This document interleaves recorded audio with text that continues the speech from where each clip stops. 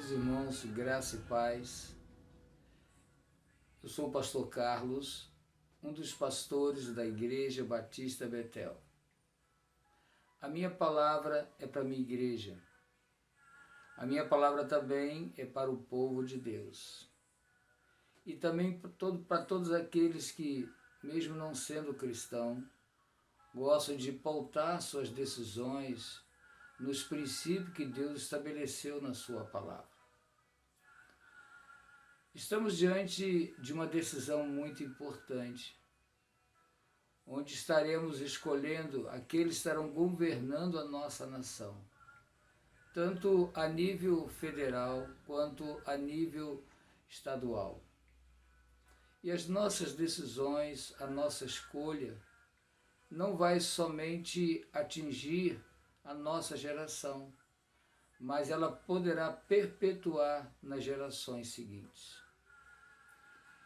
E a Bíblia fala a respeito de decisões. Quando nós observamos a palavra de Deus, lá no livro de Josué, capítulo 24, verso 15 e 16, nós estamos vendo aqui Josué diante de uma decisão. E ele diz assim: escolhei a quem servis, porém eu e a minha casa serviremos ao Senhor. É importante observar a forma que ele se conduz nesta decisão. E é interessante que as escolhas têm as suas consequências. Por exemplo, olhando para Josué, a Bíblia diz lá no livro de Juízes, o livro logo após a Josué, que depois que Josué morreu, as gerações seguintes esqueceram do compromisso que o povo teve de seguir ao Senhor. E o último versículo do livro de Juízes fala que o povo, cada um seguia aquilo que estava na sua compreensão. Por isso as nossas decisões são muito sérias. Eu vou dar para vocês alguns exemplos. Lá em Números capítulo 13 e 14, Deus conduz o povo à terra prometida. E quando o povo chega na terra prometida, eles resolvem não escolher a terra prometida. Como consequência, eles voltam ao deserto. Isso fez com que o povo caminhasse 40 anos no deserto. Quando Deus governava o povo de Israel, que era um governo teocrático, o povo queria um rei, e Deus ia dar um rei. Só que Deus estava preparando Davi para este momento. Mas o povo, de forma precipitada, escolheu Saul. Quando nós olhamos também o povo de Israel já no cativeiro, para ser destruído escravizado pelos babilônicos, no período do profeta Jeremias, o povo já tinha sido condenado por Deus em virtude das suas ações. E Deus falou através do profeta Jeremias que o povo não deveria voltar para o Egito, mas que o povo deveria seguir o cativeiro indo para a Babilônia. Mas o povo não obedeceu a Deus e em desobediência foi para o Egito. E como consequência, o Egito foi invadido pelos babilônicos, e isso trouxe destruição, cativeiro, morte para o povo de Israel que ali foi. Bom, como eu preciso escolher bem e ter consciência das minhas escolhas, eu preciso então olhar para a palavra de Deus e entender por que eu devo escolher de maneira correta. Primeiro ponto que é importante é saber que Deus é soberano. Então, as minhas escolhas têm que estar baseadas nesta soberania de Deus. Ou seja, independente dos resultados que hão de vir, precisamos ter em mente que Deus é soberano. Deus tem controle de todas as coisas. Nada está oculto aos olhos de Deus. Então, para nós, povo de Deus, a nossa confiança, a nossa alegria tem que estar no Senhor. E nós não devemos ter medo. Então, querido povo de Deus, Não sabemos quem irá assumir, mas independente da pessoa que venha assumir o nosso Brasil, o nosso Estado, precisamos ter em mente que Deus é soberano. Olha o que a palavra de Deus diz a respeito da soberania de Deus na carta de Paulo aos Colossenses, no capítulo 1, do verso 13 ao 20. Ele nos resgatou do poder das trevas e nos trouxe para o reino do seu Filho amado, que comprou nossa liberdade e perdoou os nossos pecados. O Filho é a imagem do Deus invisível e é soberano sobre toda a criação, pois por meio dele todas as coisas foram criadas, tanto no céu quanto na terra. Todas as coisas que podemos ver e a que não podemos ver, como os tronos, reinos, governantes e as autoridades do mundo invisível. Tudo foi criado por meio dele e para ele. Ele existe antes de todas as coisas e mantém tudo em harmonia. Ele é o princípio supremo sobre todos que ressuscitam dos mortos. Portanto, ele é o primeiro em tudo, pois foi do agrado do Pai que toda a plenitude habitasse no Filho, e por meio dele o Pai reconciliou consigo todas as coisas, por meio do seu sangue derramado na cruz, e fez paz com todas as coisas, tanto no céu quanto na terra. Paulo está mostrando aqui a soberania de Deus. Então, queridos irmãos, nós temos um Deus soberano. Agora, nós precisamos entender que as nossas escolhas interferem diretamente na nossa vida. Porque como cristão, nós temos duas pátrias. Nós, como brasileiro, temos o Brasil como a nossa pátria. Mas nós, como servo de Deus, como povo de Deus, como pessoas que foram alcançadas pelo sangue de Jesus, também somos cidadãos dos céus. Olha o que a palavra de Deus diz lá em Filipenses, capítulo 3, do verso 20 ao verso 21. Nossa cidadania, no entanto, vem do céu, e de lá aguardamos ansiosamente a volta do Salvador, o Senhor Jesus. Ele tomará nosso frágil corpo mortal e transformará no corpo glorioso, como dele, usando o mesmo poder com o qual submeterá todas as coisas ao seu domínio. Esse texto então mostra claramente que nós somos cidadãos dos céus e que Deus tem o controle de todas as coisas. Porém, nós estamos na terra, ainda não vivemos no céu. E como estamos na terra, nós precisamos entender isso. Estamos na terra, porém precisamos entender que nós precisamos viver pelos princípios que Deus estabeleceu. Então, as nossas decisões devem agradar a Deus.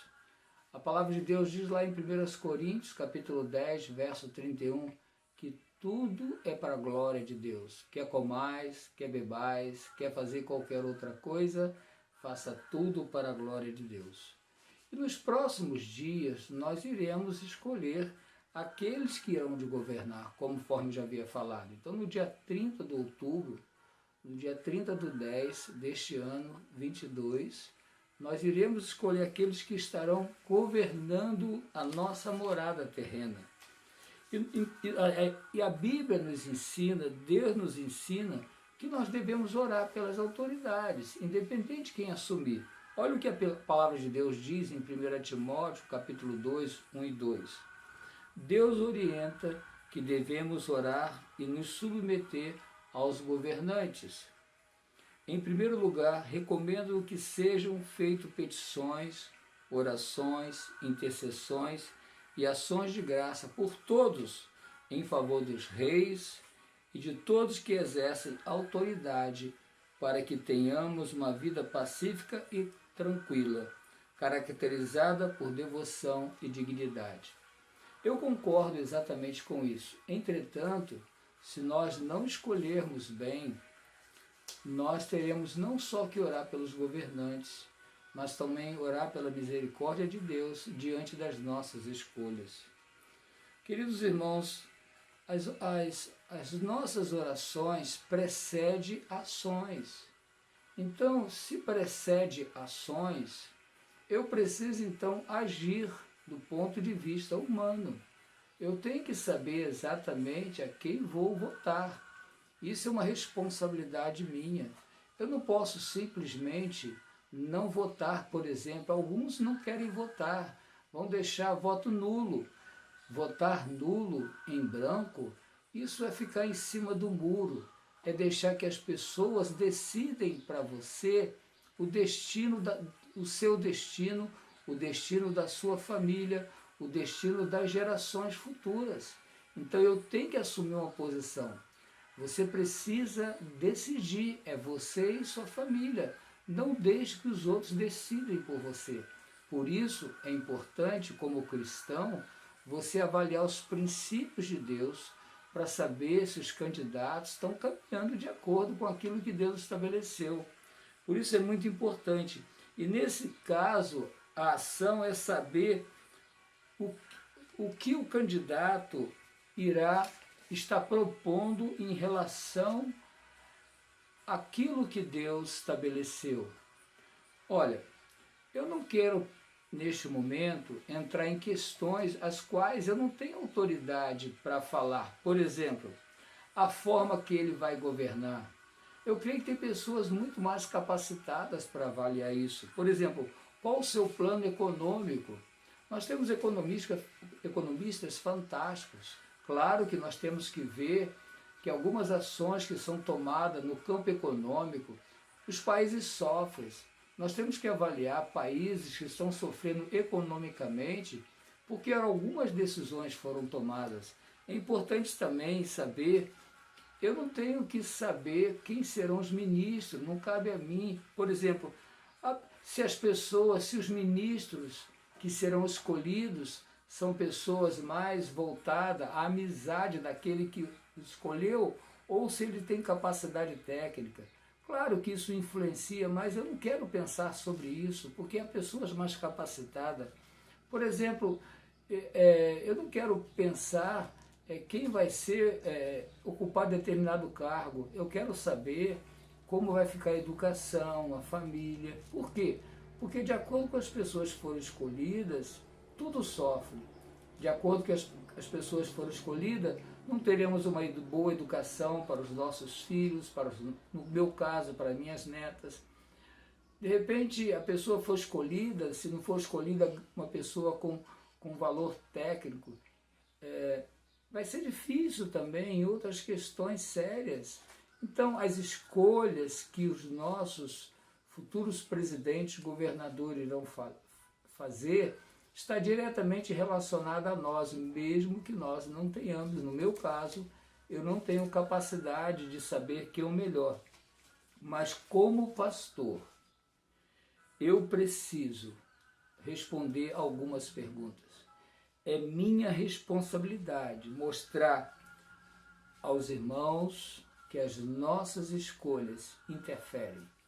Eu, como homem de Deus, eu, como servo de Deus, eu preciso apresentar a vocês que as minhas escolhas têm que estar de acordo com os princípios que Deus estabeleceu. Deus estabeleceu o princípio o qual devemos seguir. Por quê? Porque a nossa vida na terra tem que ser dirigida pelos princípios que Deus determinou. Eu costumo dizer que eu tenho os pés na terra, mas a minha mente tem que estar em Cristo.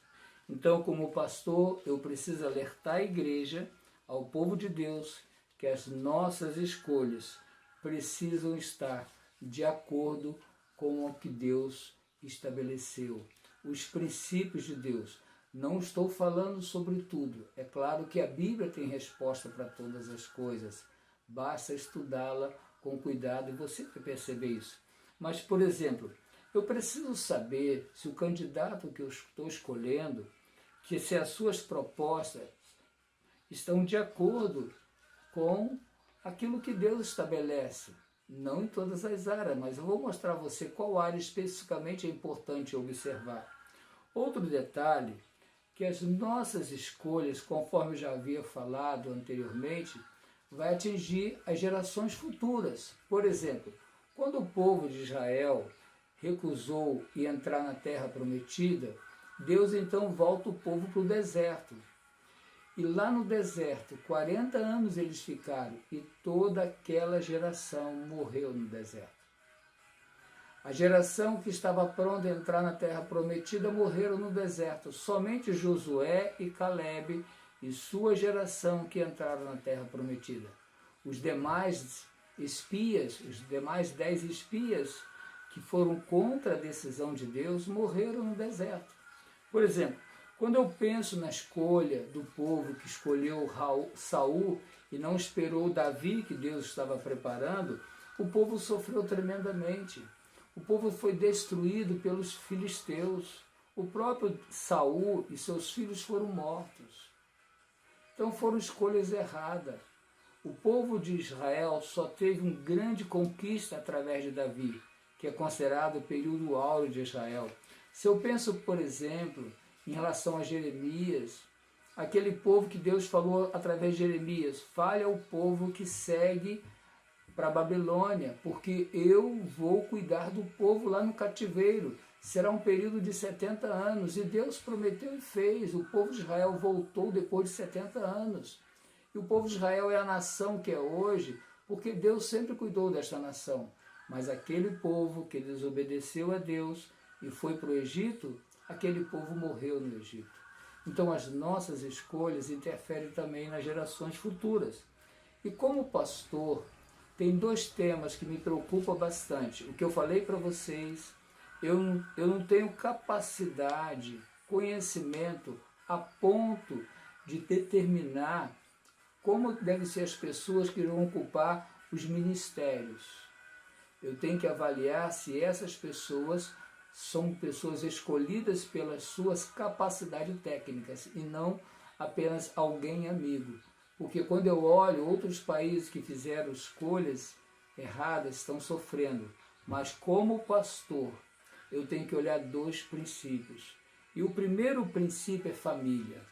Por exemplo, será que o candidato que você está escolhendo, ele compreende, conforme a palavra de Deus, que a família é formada por homem e mulher? Olha o que diz a palavra de Deus. Jesus, porém, disse: Moisés escreveu este mandamento porque vocês têm coração duro, mas Deus fez homem e mulher desde o princípio da criação. Por isso, deixa o pai e mãe e se une à mulher e forma uma nova família. Esse texto está em Marcos capítulo 10, versos 5 a 7 e também em Gênesis capítulo 2, versos 21 e 25.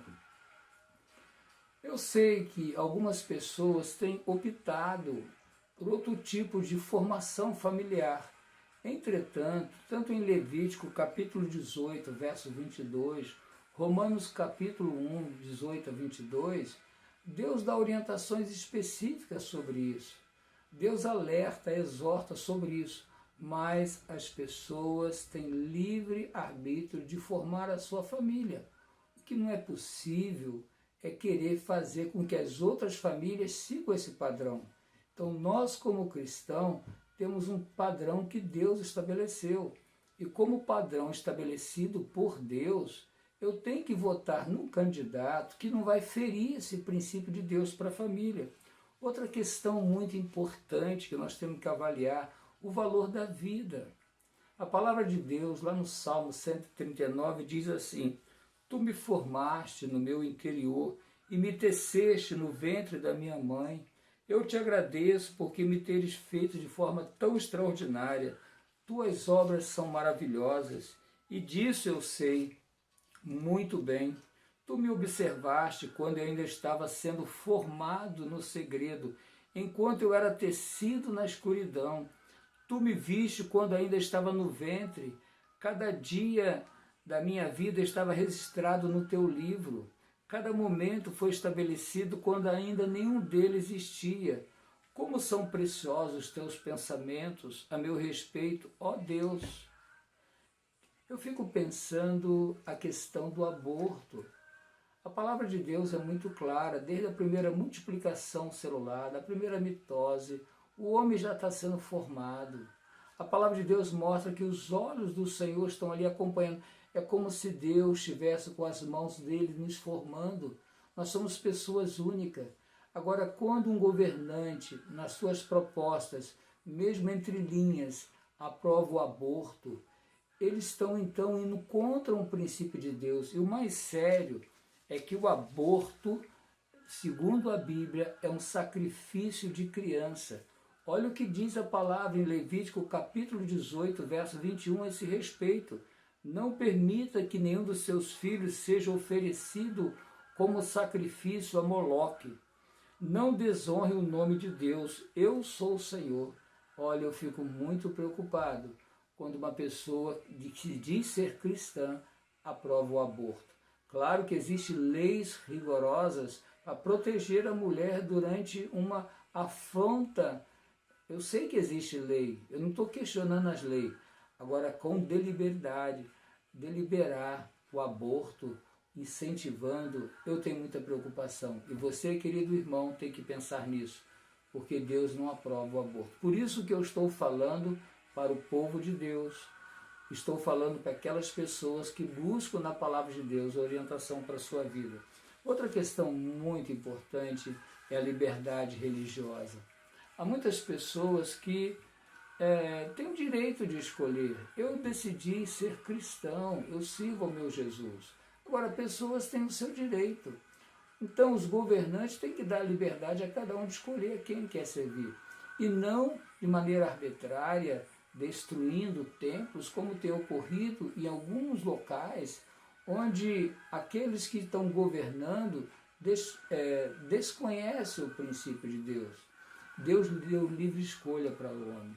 Escolhei a quem servir. É o que Deus fala, foi o que Josué falou. Escolhei a quem servir. Porém, eu e a minha família escolhemos servir ao Senhor. Queridos irmãos, a minha oração é que esta palavra que sai do fundo do meu coração possa ajudá-lo nesse tempo tão importante.